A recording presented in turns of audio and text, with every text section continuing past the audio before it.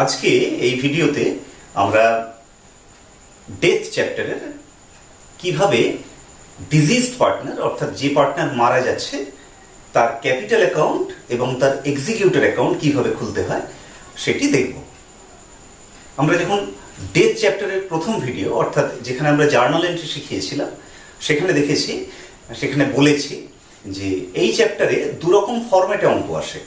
Either অঙ্কটি দেওয়ার পর বলে যে জার্নাল করো, আদারওয়াইজ বলে যে ডিজিজ পার্টনার অর্থাৎ যে পার্টনার মারা যাচ্ছে সেই পার্টনারের ক্যাপিটাল অ্যাকাউন্টটি তৈরি করো। তো লাস্ট ভিডিওতে আমরা জার্নাল এন্ট্রি শিখেছি, আর আজকের ভিডিওতে আমরা কিভাবে ডিজিজ পার্টনার অর্থাৎ মৃত অংশীদারের ক্যাপিটাল অ্যাকাউন্ট খুলতে হয় এবং তার সাথে মৃত অংশীদারের এক্সিকিউটর অ্যাকাউন্ট কিভাবে খুলতে হয় সেটি দেখাবো। ক্যাপিটাল অ্যাকাউন্ট খোলার সময় কয়েকটা বিষয় যদি আমরা মাথায় রাখি তাহলে অনেক তাড়াতাড়ি অঙ্ক করতে পারবো। তো সেই পয়েন্টগুলো আমরা আলোচনা করছি।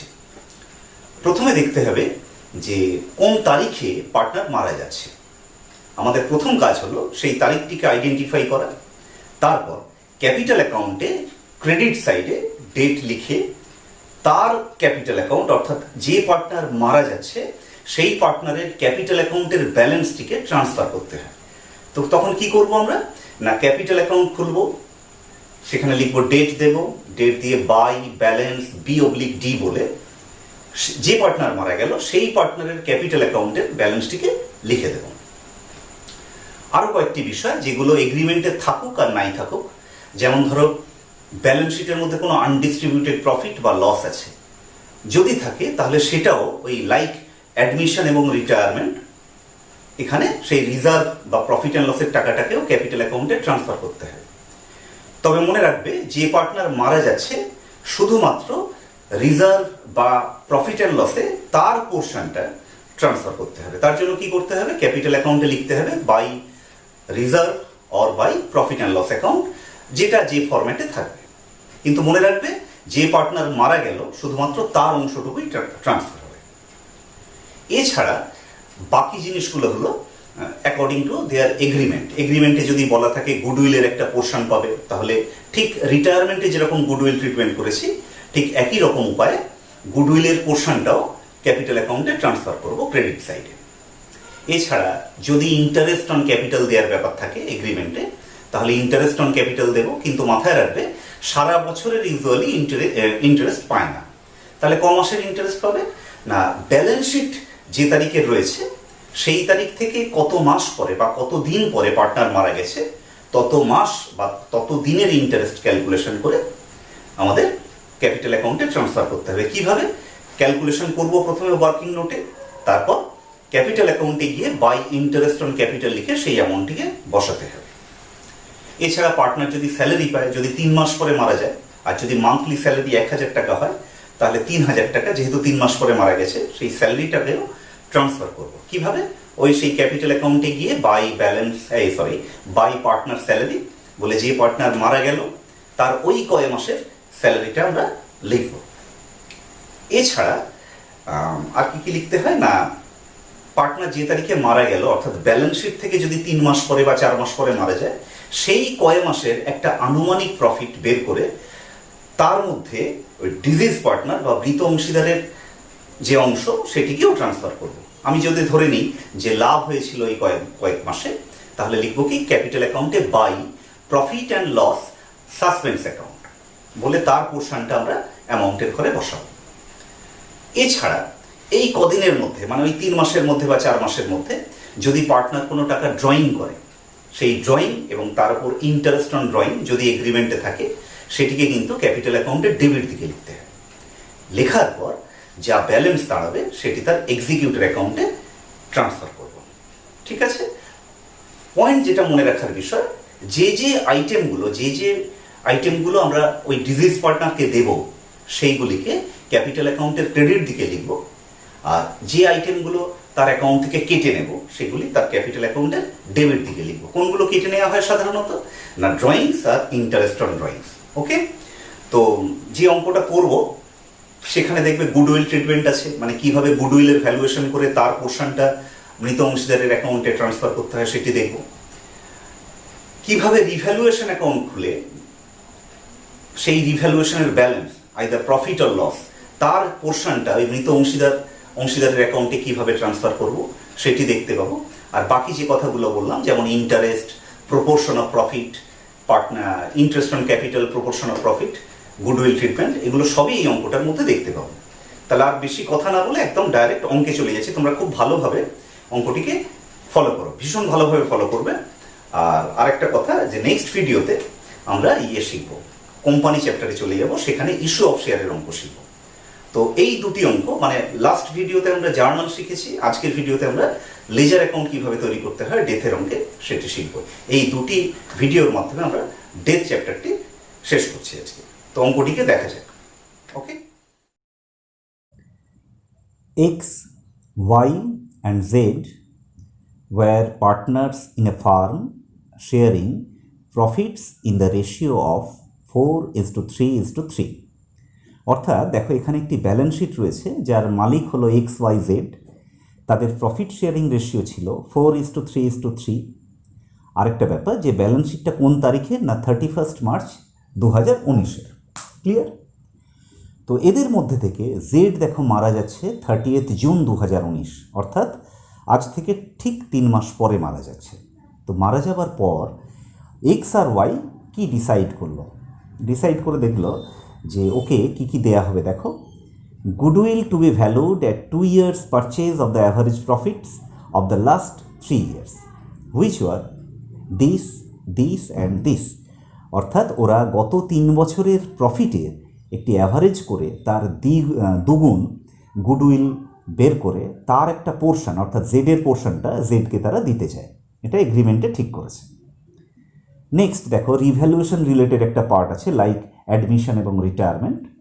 দেখো বলা হয়েছে stock is found over valued by 2000, অর্থাৎ স্টক বেড়ে রয়েছে 2000 টাকা। সেক্ষেত্রে আমায় কী করতে হবে, না রিভ্যালুয়েশন অ্যাকাউন্টের মাধ্যমে স্টককে কমাতে হবে। Building is to be appreciated 2,70,000, অর্থাৎ বিল্ডিং বেড়ে হচ্ছে 70,000। দেখো, বিল্ডিং ছিল 60,000, অর্থাৎ রিভ্যালুয়েশন অ্যাকাউন্টের মাধ্যমে বিল্ডিংকে 10,000 টাকা বাড়াতে হবে।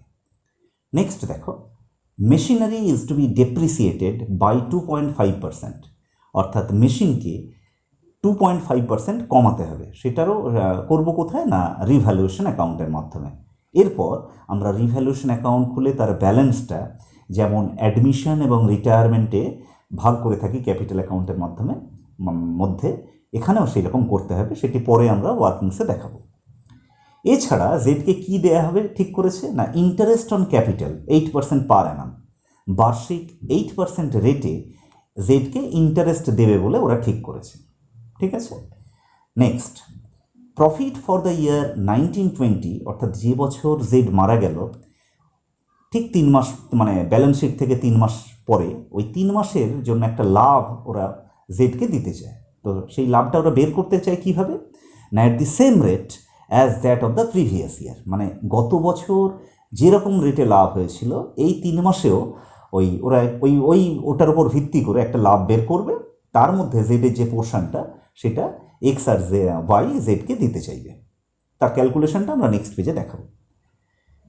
এরপর বলা হয়েছে যে half of the amount due to Z be paid immediately. তো এই সমস্ত ক্যালকুলেশন করার পর জেডের যে টাকাটা ডিউ হয় তার অর্ধেক টাকা জেডের এক্সিকিউটরের হাতে এক্স আর ওয়াই তুলে দেবে, ঠিক করেছে। তো এগুলো করার পর আমরা লাস্ট পেজের দিকে গিয়ে জেডের ক্যাপিটাল অ্যাকাউন্ট আর জেডের এক্সিকিউটর অ্যাকাউন্ট কীভাবে খুলতে হয় সেটি দেখব। তো নেক্সট পেজে আমরা কীভাবে ওয়ার্কিংসগুলো করছি দেখে নাও। দেখো, প্রথমে আমরা অ্যাভারেজ প্রফিট বের করেছি। কিভাবে, না লাস্ট 3টে ইয়ারের প্রফিট যোগ করে 3 দিয়ে ডিভাইড করেছি, হয়েছে 18,000। এরপরে গুডউইলের ভ্যালুয়েশন করেছি, যেহেতু বলা ছিল 2 years purchase of average profit, সেজন্য করা হয়েছে 2 × 18,000, অর্থাৎ 36,000। এটা হলো total value of goodwill of the farm. এবার এর মধ্যে জেডের যে পোর্শনটা, অর্থাৎ 36,000 × 3-10, অর্থাৎ 10,800, সেটা আমরা জেডকে কীভাবে দেবো, একটি জার্নাল এন্ট্রির মাধ্যমে দেখো করা হয়েছে, ঠিক ইয়ের মতো, রিটায়ারমেন্টের মতো। দেখো, X capital account debit, Y capital account debit to Z capital. খেয়াল করে দেখো, জেডকে ক্রেডিট করা হয়েছে ওর পোর্শন দিয়ে 10,800 দিয়ে, আর এক্স আর ওয়াইকে ডেবিট করা হয়েছে বাকি রেশিওটা দিয়ে, অর্থাৎ 4:3:3 ছিল, শেষে 3 মারা গেছে, তাহলে বাকি পোর্শনটা অর্থাৎ 4:3 রেশিওতে এই 10,800 টাকাটাকে এক্স আর ওয়াই এর মধ্যে ভাগ করা হয়েছে। ওকে, এবার দেখো ওই 3 মাসের প্রফিট, যেহেতু লাস্ট ইয়ারের প্রফিটের উপর বেস করে বের করতে হবে, তাই আমরা করেছি লাস্ট ইয়ারের প্রফিট ছিল 22,000, যেহেতু 3 মাস পরে মারা গেছে তাহলে 3 মাসের প্রফিট হচ্ছে 3/12 = 5,500, কিন্তু গোটা প্রফিটটা জেডকে দেবো না, এর মধ্যে জেডের পোর্শন অফ প্রফিটটা দেখো বের করেছি।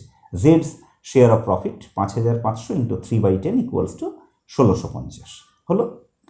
এবার যেহেতু ব্যালেন্স শিটের মধ্যে আনডিস্ট্রিবিউটেড প্রফিট ছিল রিজার্ভ ফর্মে, তাহলে এই রিজার্ভের মধ্যে জেডের যে পোর্শনটা, অর্থাৎ দেখবে রিজার্ভ ছিল 12,000, তার মধ্যে জেডের ভাগ হচ্ছে 3/10, অর্থাৎ 3,600 টাকাও কিন্তু জেডের ক্যাপিটাল অ্যাকাউন্টে আমরা ট্রান্সফার করব।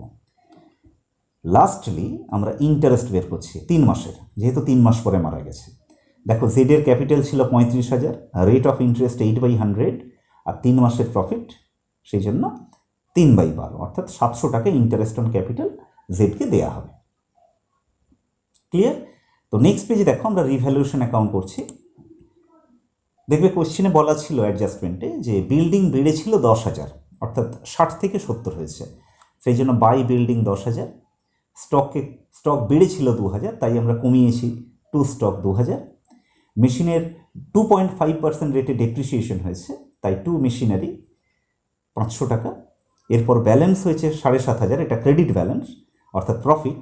এই প্রফিটের মধ্যে জেডের পোর্শন হলো 2,250। দেখো এই অ্যাকাউন্টটা পুরো অ্যাডমিশন আর রিটায়ারমেন্টের মতো, ফলে নতুন করে আর বেশি কিছু বললাম না। এবার আসল অঙ্কে ফিরে যাই, অর্থাৎ ক্যাপিটাল অ্যাকাউন্ট। দেখো জেডের ক্যাপিটাল অ্যাকাউন্ট খোলা হয়েছে। তো যখনই ক্যাপিটাল অ্যাকাউন্ট খুলবো আমাদের প্রথমে দেখতে হয় কি যে তার ব্যালেন্সটা, অর্থাৎ জেডের ক্যাপিটাল অ্যাকাউন্টে যে ব্যালেন্স ছিল, যেহেতু ডেথের অঙ্ক, তো on the date of death, যেহেতু 30শে জুন মারা গেছে, তো 30শে জুনে তার ক্যাপিটাল অ্যাকাউন্টের ব্যালেন্সটা আমরা ট্রান্সফার করেছি ক্রেডিট সাইডে। কি লিখেছি? By balance B/D 35,000। এরপর বাই ডিফল্ট, অর্থাৎ অটোমেটিক্যালি জেড যেটা পায় তার রিজার্ভের অংশ যদি কোয়েশ্চেন পেপারে দেওয়া থাকে, তো আমরা ব্যালেন্স শিট খুঁজে দেখেছিলাম যে ব্যালেন্স শিটের মধ্যে একটি রিজার্ভ ছিল, তার মধ্যে জেডের যে পোর্শনটা সেটা আমরা প্রিভিয়াস পেজে ক্যালকুলেট করেছি, সেই অংশটাও দিচ্ছি 3,600 টাকা। কীভাবে? বাই রিজার্ভ ফান্ড লিখি। ওকে, তাকে ইন্টারেস্ট দেওয়া হচ্ছে, তাই লেখা হয়েছে বাই ইন্টারেস্ট অন ক্যাপিটাল 700 টাকা। রিভ্যালুয়েশনের প্রফিটের জেডের পোর্শনটা লিখেছি by revaluation 2,250। Now goodwill treatment, দেখবে আমরা জার্নালে করেছিলাম X capital account debit, Y capital account debit to Z capital, তাহলে Z capital account is credited by X capital and Y capital. দেখবে ওখানে একটা করা ছিল, এক্সের শেয়ার হচ্ছে 6,171 আর ওয়াইয়ের শেয়ার হচ্ছে 4,629। Okay, last of all profit and loss suspense অ্যাকাউন্টে ওই 3 মাসের প্রফিটের একটা অংশ, 3 মাস প্রফিটের একটা ভাগ, মানে জেডের ভাগটা দেওয়া হয়েছে, দেখো 1,650 টাকা। এই টোটাল ওয়ার্কিংসগুলো আমরা প্রিভিয়াস পেজে করেছি, এখন জাস্ট জেডের ক্যাপিটাল অ্যাকাউন্টে ট্রান্সফার করা হয়েছে। ওকে, তো ট্রান্সফার করার পর ব্যালেন্স করা হচ্ছে, দেখো ক্রেডিট সাইডের টোটাল হচ্ছে 54,000। যেহেতু জেড মারা গেছে সেই জন্য জেডের যে অ্যামাউন্টটা ডিউ হবে তার এক্সিকিউটরের হাতে তুলে দিতে হয়, সেই জন্য এই ব্যালেন্সটি জেডের এক্সিকিউটর অ্যাকাউন্টে ট্রান্সফার করা হলো, লেখা হলো টু জেডস এক্সিকিউটর অ্যাকাউন্ট 54,000। ক্লিয়ার? নেক্সট দেখো জেডের এক্সিকিউটর অ্যাকাউন্টও কিন্তু খুলতে বলা হয়েছিল, তাই জেডের এক্সিকিউটর অ্যাকাউন্টে ওই সেম ডেট লিখে, যেহেতু ওখানে করা হয়েছে ক্যাপিটাল অ্যাকাউন্টে টু এক্সিকিউটর, তাহলে এক্সিকিউটর অ্যাকাউন্টে বাই জেডস ক্যাপিটাল 54,000 এর হাফ টাকা ওই সেম ডেটে পেমেন্ট করা হচ্ছে, সেই জন্য এক্সিকিউটরকে দেওয়া হচ্ছে বলে executor account debit to bank 54,000-এর হাফ মানে 27,000 টাকা, আর বাকি যেটা থেকে গেল সেটা ব্যালেন্স রয়ে গেল, তাই লিখেছি টু ব্যালেন্স C/D। ক্লিয়ার? তো এইভাবে আমরা দুটি অঙ্কের মধ্যে দুটি ভিডিওর মাধ্যমে টোটাল ডেথ চ্যাপ্টারটি বোঝানোর চেষ্টা করেছি। ঠিক আছে, তো নেক্সট ভিডিওতে আমরা কোম্পানি অ্যাকাউন্টসে ঢুকবো, সেখানে ইস্যু অফ শেয়ারের কীভাবে অঙ্ক কষতে হয় সেগুলো শিখব। ওকে, তো আজকে আমরা এইভাবে শেষ করলাম। ওকে।